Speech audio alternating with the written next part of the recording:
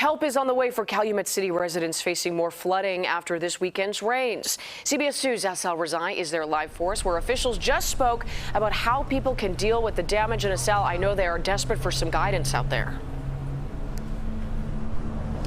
Yeah, Marie, that's right. That news conference wrapping up here just moments ago. The mayor telling us he had just stepped out of an emergency city council meeting asking for $3 million. Only $1 million so far approved for residents here. The city's fire chief telling us that at least 87 incidents were responded to just on Monday, with firefighters stepping in, rescuing people from their homes, in some cases carrying them out of the floodwaters. We'll show you video of that flooding. Video sent to us by neighbors. You can see earlier this week cars in at least half a foot of water.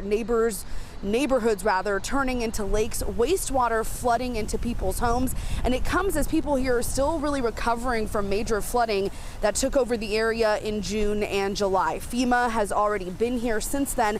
And today officials here saying they need at least $15 million to rebuild the levee on the Calumet River. They're also talking about replacing and rehabbing all the sewers in this city. They say that'll take resources of up to $100 million, and they're working on figuring out how to get that done and how to tap into resources on the state level to make it happen.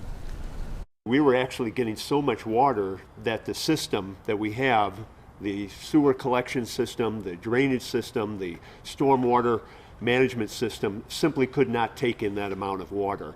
9.5 inches over 2.5 hours, all in this very localized area, was simply too much. And city leaders here saying this morning that they cannot control Mother Nature, but what they can do right now is step in and help. They've started by putting a form up on the city's website where people can go fill it out just as an initial damage assessment. They also say they still have a lot of investigating to do to figure out what improvements can be made to make sure that the city here is prepared and more resilient for severe weather events in the future. I'm live in Calumet City. Asal Rezaei, CBS 2 News. Thank you so much, Asal.